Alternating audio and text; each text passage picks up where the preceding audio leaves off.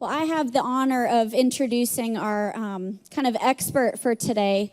And I want to just start by saying I'm grateful not only to be part of a church that recognizes the importance of equipping our community and our members with resources that empower us to make the right decisions. Because Freedom House is well connected. In fact, one of our members, Sarah Hewitt, has a good friend who made all of this happen. Actually, it's Sarah's connection with Sam Sarbo. So Freedom House heard that Sam was going to be in town through Sarah, and because of that, we now have the opportunity to hear from Sam on this topic. But before we have Sam come up, I just want to share a little bit about her background. She'll share more, I hope, but she hosts her own radio and podcast show. She is an education activist and a homeschool advocate. She's an author of a book, They're Your Kids, which, from what I understand, is kind of an inspiration for moms who are trying to embark on that journey for the first time. And we're anxious, Sam, to glean insight from you and to hear from you. So Freedom House, let's do it in our fashion. Jump to your feet. Let's give it up for Sam Sarbo. So grateful to have you here today. Thank you. And Sam, you're welcome to sit or stand. Okay, thanks. Thank you so much. Well, thank you. I stand in a very difficult position, so I have to confess, this is not an easy talk for me to give. So with that said, fasten your seatbelts.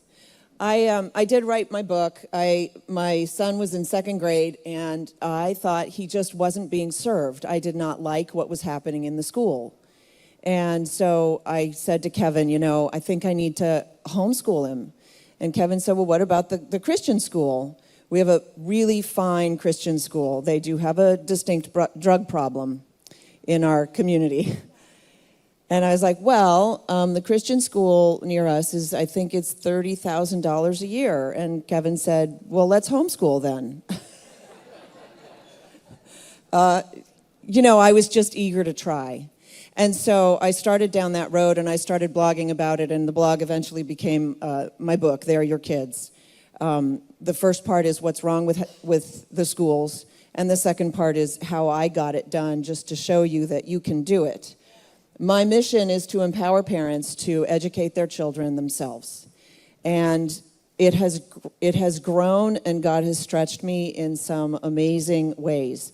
But I will say, I walked out of church one day, and a gal came over to me and said, "You're that homeschool mom, right?" And I said, "Yeah." She said, "Come with me and talk to my husband."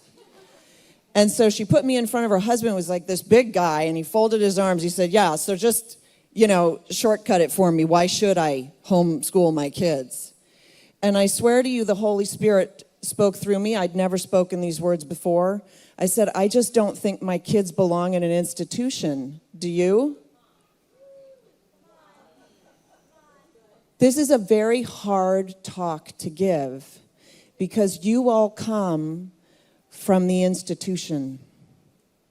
And so it's very difficult for you to imagine not being in the institution and not having your children in the institution, because that is the place of your security.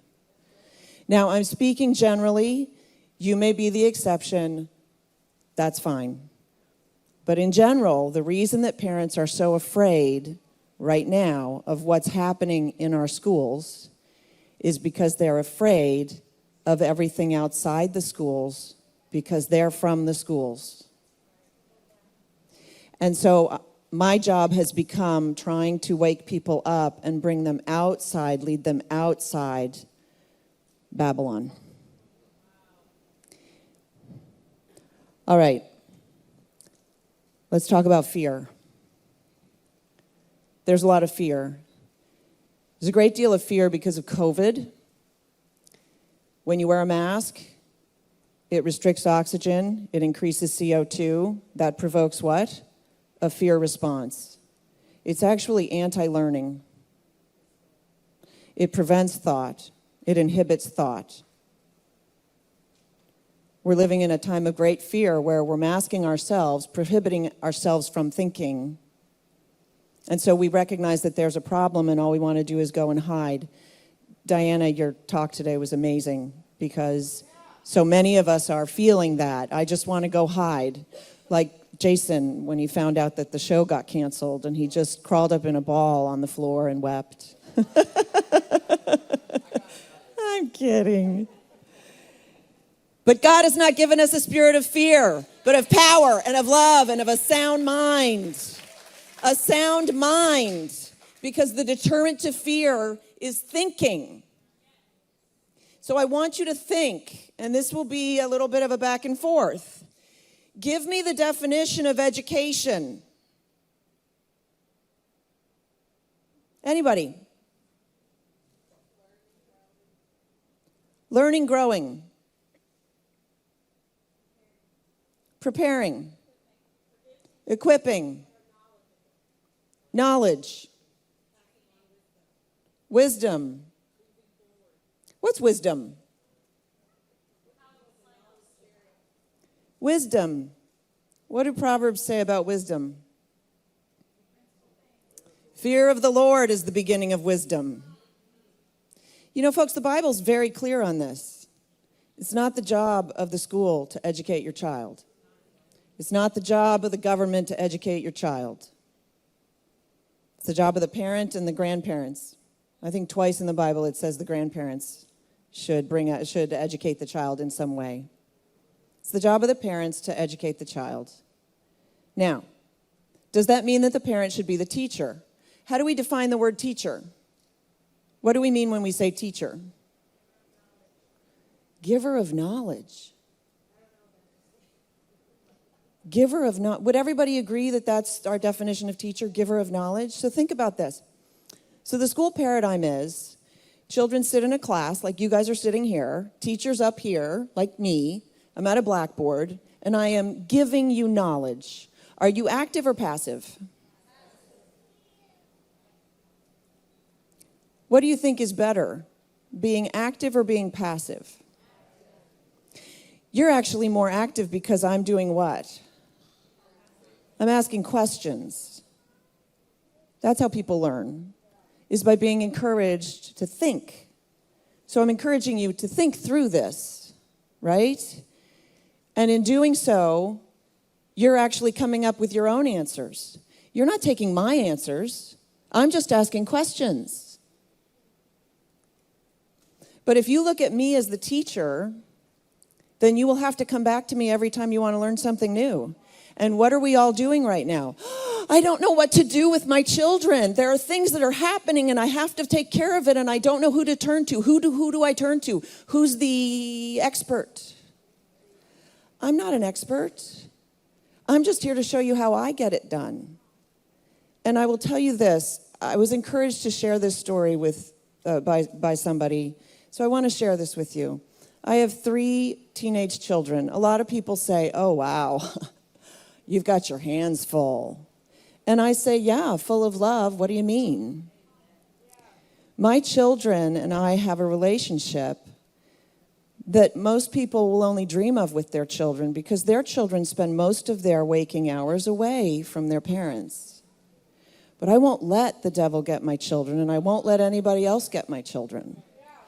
And so I will tell you that several times on different days, so I go to bed early sometimes. I sit with my laptop and I get work done. I just sit in bed and I get work done. It's quiet and it's nice. And my children will knock on my door individually and come in and sit on the end of my bed and pour out to me. Ridiculous things because they're kids, right? But they will pour out to me. They're teenagers. Now they're 15, 17. Well, my oldest just turned 20. Is that what you want with your kids? You want that relationship? Do you know what you have to do to get a relationship like that? This is a hard, hard message. Do you know what you have to do?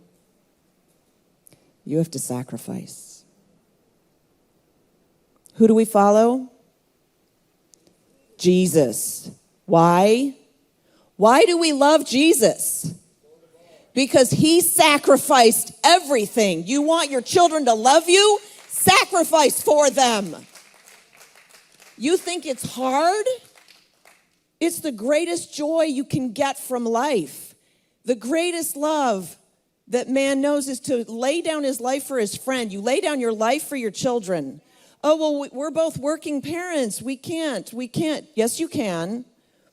I was in a car. The guy driving said, oh, I've homeschooled my kids. I said, oh, really? Tell me about it. His child was failing 7th grade. His wife, intact family, his wife had no interest in doing home education. So this man took the night shift for a year.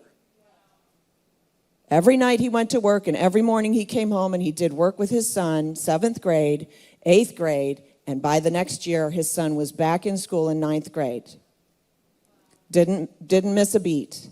I said, how is your relationship with your son? He said, well, it was tough going at first. I said, that's because of the system. You see, the system infects the child. The system, and I'll get to that in a minute. I said, how was it at the end? He said, oh, we're strong now. You have to sacrifice for your kids. And here's the thing, the culture says, you don't have to sacrifice. You can have it all. No, you can't. I'm sorry. You can't. You have to pick. I was very blessed. Early in my marriage, I was given a binary choice. My husband was very ill. He was in the hospital. He had suffered 3 strokes. He was not my husband yet. He was my fiance. And he was in intensive care. And I got the best job ever for an actress.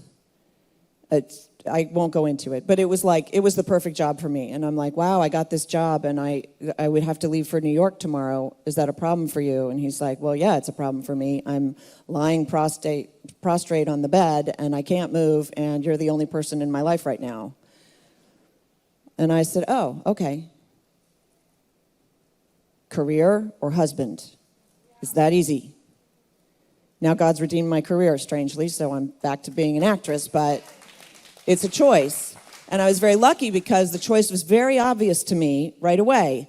Your choice might not be as obvious, so I'm trying to make it obvious for you. You want a relationship with your children? You want it to last the rest of your life? Start now. So when you drop your kids off at school, you are telling them, the school knows better than I do. That's the message. I'm the messenger, but that's the message that you're sending the kids. So you drop your kid off at school knows better than I do. What happens when the school maybe doesn't quite agree with where you stand on something? You lose. I'm sorry, you lose. Not only that, you've already diminished yourself in the sight of your children because you dropped them off at school. Mommy can't do that. Okay. So I do a TV show called School's Out with Sam Sarbo. It's on Epoch TV, EPOCH TV. And as I'm walking down this path, I'm getting deeper and deeper into this morass that we call our education system. And I will tell you this. What is education? So we didn't get a good answer for education. So I'm going to tell you my answer for what education is. Education is teaching a child the discernment of truth, beauty, and goodness. That's education because that's wisdom. Do you know why? What is truth and beauty and goodness? What is it? Anybody? God. Thank you. Teach your children to know God. Okay? What are we teaching in our schools? We're teaching that there is no objective truth. Beauty is in the eye of the beholder. Have you seen modern art these days, ladies and gentlemen? And goodness is, well, it depends on who's in political power at any given time. But here's more important than that. We're teaching them evolution is the only way. What is that telling them? That's telling them that the Bible is a collection of fairy tales. And of course, I'm talking about public school now, right? Obviously. The Bible's a collection of fairy tales and survival of the fittest. But don't bully. Law of the land is survival of the fittest, but don't bully. And you tell your kids they know better than I do. And they're living in a complete contradiction. And by the way, if then you go to church on Sundays, Lord forgive me, Christians who send their children to public school really, this is so hard to say. By going to church on Sundays, they're only showing their children that they're hypocrites. Because they're saying the school knows better than I do, survival of the fittest, bullying, evolution, right? But I go to church. How can you marry those two things? Well, it's easy. We all went to school, so we all thought that that was just the way it's done. That's not education. So now I've shown you that what's happening in our schools is not education. It's actually the opposite of education. They're actually uneducating or de-educating or anti-educating. So now what? Now what? What do we do with that? Well, there are lots of ways to attack this problem, and luckily there are a lot of different approaches. So you've got parents who are railing at school boards. But I got to say, the parents who are railing at the school boards, God bless them. I love that they're doing that. Please, they should still be taking their children out of that system until they can fix it, right? But they rail at a school board that institutes CRT or 1619 or, all that sex grooming, which is now what they're doing in schools, right? What are you hoping to get back to? Because what we see there is the product of that. It's its own product. So we're going to fix it to go back to the thing that gave us this in the first place. We have to rethink the way we think about education. We have to completely rethink what we think about education. When people say, what's a good education? How would you define good education? Think about that. How do you define good education? Useful. What does that mean? What's a good education? Well, you guys are a bunch of Christians, so you don't know like the proper cultural definition of a good education. Yeah.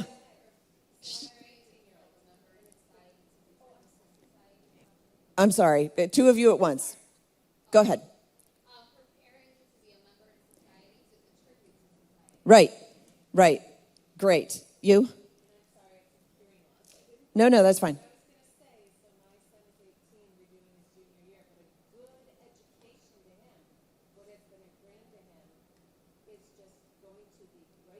Good school. Great college. Yes, good job. Definition of a good education in today's culture is money. Is that your definition of an education? Then why are you subscribing to that system? That's the system. College prep and career readiness. Let's look at that for a minute. Career readiness. Is that true? Not really, because you got all these kids and this whole thing about, wow, the government really should just pay off my loans, right? So it's not career readiness. So then it's college prep. What's college prep? Get your kid into a good college. Why? Money. They want your money. So they're indoctrinating you and your children to think you need to go spend that money. My son came to me when he was like 15. He goes, Mom, I think I've decided I want to go to Liberty. And I'm like, that's awesome, honey. What do you want to study? And of course, in the back of my mind, I was like, okay, Liberty is a good school, so I don't mind that. But really, what does he want to be? Like, what does he want? Why does he want to go to college? It's not where do you want to go to college? It should be why. Okay, so he wants to go to Liberty. I said, what do you want to be? He said, well, I want to be an actor. And I said, oh, darling, you don't need to go to college to be an actor. And he thought about it, and he thought, you know what? And he's funny, because when he comes to these epiphanies, then he gets kind of irate, like, hey, they almost fooled me with that stuff. And he says, yeah, you know what? Why would I spend a ton of money to hopefully get a job that would pay me enough money to pay them back. Like, that's indentured servitude. And I'm like, now you're thinking. We need plumbers and electricians and tradesmen. And we're not getting it because the system is funneling everybody into college. When we got to wake up. We can own the world if we just wake up and adhere to truth. Well, you guys are too easy. Okay, you're actually making this really easy. So more recently on this journey that I've taken, I started with They're Your Kids, and then I got kind of caught up in how to teach your child Bible, because I was not raised as a Christian. So what do I know about teaching Bible? I had the same thought about teaching, say, French, because I speak French, but I wasn't raised French, so how do I know to teach a kid French? And I was talking with a French girl at the park, and I said, hey, would you consider maybe tutoring my kids? This was when they were really young, and I'm still in that mindset. I said, would you consider maybe tutoring my kids in French? And we're speaking French. And she said, I don't understand you speaking French. Why don't you talk French with your kids? And I was like, yeah, why don't I? You have all the knowledge you need. God has equipped you. By the way, your children are gifts, right? Do we admit that they're gifts? Okay, so I'm going to give you a gift. This is for you. What are you going to do with it? Well, you're just going to walk over here and give it to this person, right? Because that's what we do with a gift. Here. No, you're not. But that's what we do with our kids. We give them to the school. We say, you open this. Tell me what's inside.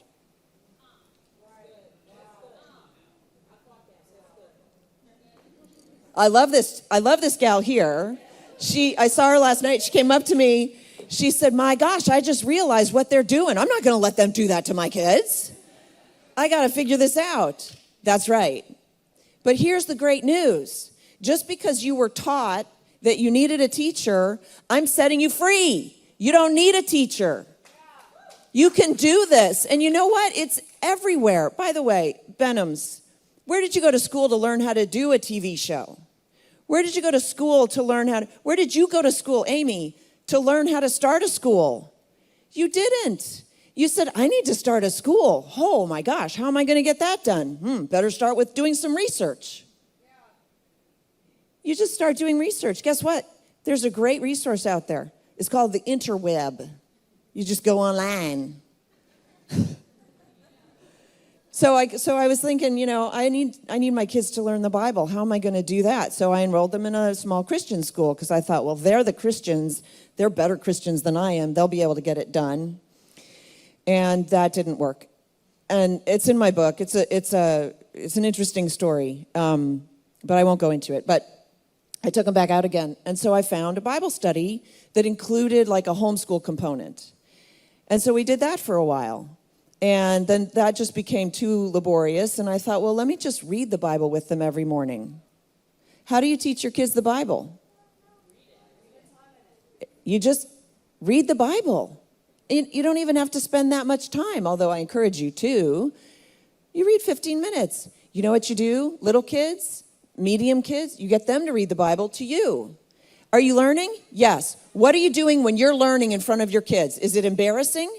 No. Because what you're doing is parenting. Because you are modeling for your child what it looks like to learn. And that's what we want. We want children to be able to learn anything they need to know at any time. Because you know what? The world is changing really fast. And so, my son wants to be an engineer and he wants to be like cutting edge, whatever. And I'm going, yeah, maybe college isn't the place to learn how to do that because they're already behind. Right? So think about that. So, I encourage you to, by the way, you just start there. My daughter, so my oldest is an actor.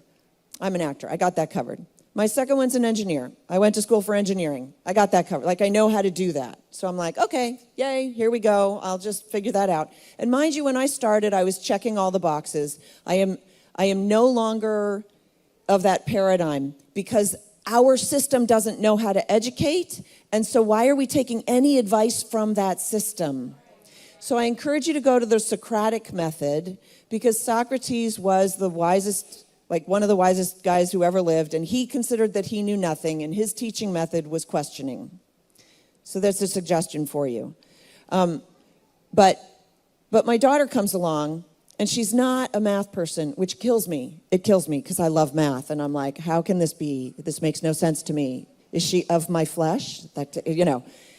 She's an artist, but very much an artist. I see somebody going, hallelujah, or something. Yeah, she's an artist. And I hit my knees. When she was young, like 5 or 6, and she was drawing, I said, well, if you really like drawing, you should purpose. You draw, 15 or 25 minutes a day, and just purpose that and do that. So she did like 3 hours a day, every day. Like, she's like crazy. And when she was 11, I really hit my knees because I was like, Lord, I don't know what to do with this, and I can't teach it math. Because I was still in the teacher paradigm. I said, show me what I'm supposed to do. I don't know how to teach this, okay? And hopefully this will set you free. I was on the phone with a friend, and she said, what I heard is artists, if they really want to draw the human figure, they should learn anatomy. I'm like, boom, yeah, okay, anatomy. I'll find her an anatomy class. I'll just get her an anatomy teacher, and then she'll learn, and the teacher will teach her, and yay, right? Because I'm in that mindset still of we need teachers. Nothing against teachers, by the way, but. So I go up to Tavi's room, and I say, hey, sweetheart, and I tell her this story, so what do you think? Should we find you an anatomy class? She goes, oh, Mommy, look. She opens her sketchbook, and she has sketches of the interior of the human knee in various positions on 2 pages, filling it. And I'm like, oh, I felt so convicted and so freed. I said, oh, my God, you've got this. And so for that reason, on my TV show, I don't call it homeschooling anymore, or at least I try to avoid it, because it's not home and it's not school.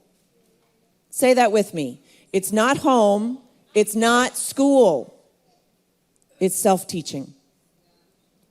You are enabling your child to self-teach. And that takes the onus off of you. You are not the parent. You are the lead learner. You are the guide. You are the parent, in effect, because that's what the Bible calls you to do. You teach your child the ways of the Lord. You teach them the Bible, and then you guide them in everything else. You do not have to be the teacher. But the other thing is, what do you say? What does the child say when you ask them when they go to school? What do they say? Their answer is, I'm self-taught. They get ownership. They take responsibility. And they get a little bit of pride. Because if you're feeding somebody for free every day, and you're just pouring into them, here's the information you need, and you're not even asking them to chew it, you're just saying, regurgitate it on the test, those people will lose their teeth. We need to chew our knowledge. We need to go seek it out. When we seek it, then it fills us. I think that's my time. I can't see the clock. Oh, I have 2 more minutes. Okay, let me just see. We talked about sacrifice. Is learning hard? Do we have the sense that learning is hard? So let me leave you with this. Are children curious? When you graduated high school, were you still curious? Or were you done? I'll be honest, when I graduated high school, and I was a good student, but I was a bit of a social pariah, and I really didn't like school. I probably had the highest rate of absence in the school. My mother would write me a note. I was a latchkey kid, so it was like, she'd just write me notes. I hated school. I really disliked it. And it might have just been the paradigm, because there were subjects that I enjoyed, but I just didn't like the whole, ugh. So when I graduated high school, I was like, oh, if I never have to crack another book again, I'll be happy. That's not learning. That's learning to hate learning. Is that what you want for your kids? There's a better way, and you can find it. And by the way, there are lots of different ways to get it done. So there's some great Christian schools. If that's the paradigm that you feel like you need, have at it. I'm here to tell you that you can get it done. Even if you work, you can get it done. Even if you struggle, you can get it done. Even if you're dyslexic and you can't read, you can get it done. Ben Carson's mother insisted that he write an essay every week, even though she couldn't read them. You can get it done. We have, in this nation, I believe, because we have been in school for so long, the young children who were in school 50 years ago, the parents, they were less parented, right? When you send your child to school, they get less parents. That's just it. It's less parenting. And then they grew up and they had kids, and those kids went to school and got even less parenting because their parents were less parented. And so now we are in a parenting crisis. Most of the questions I get from parents after we cover sort of academic stuff is, but what about my kid who does X, Y, and Z? Those are parenting issues. That's going to be my next crusade, is to bring back parenting back to where it should be. So I just want to share this with you. This is my newest book. It's called Words for Warriors. I wrote it because we are actively changing the definitions of words today, and I'm fed up. We are defining what's just happening in Afghanistan. We are calling it a success. All evidence to the contrary. We've changed the meaning of the word fascism. I don't know if you know this. They changed the meaning of the word proficient as applies to our schools. Can anybody tell me what proficient means? What's proficient? Give me like a number on a test, like a test score as a percentage. What would you say proficient would be? 180. Anybody else? Can we say over 70% would be considered proficient? In Ohio, it's 38, according to the public schools. That way, they can tell you that your child is proficient and graduate a child who doesn't read or do math. The governor of Oregon just passed a bill saying children don't have to read or do math to graduate. They are not engaged in education. Now, because they're not engaged in education, don't take any pages from their playbook, okay? You are now free to pursue learning and discovery of truth, beauty, and goodness on your own with your children. And I wish you a lot of luck and blessings on your journey. Thank you so much.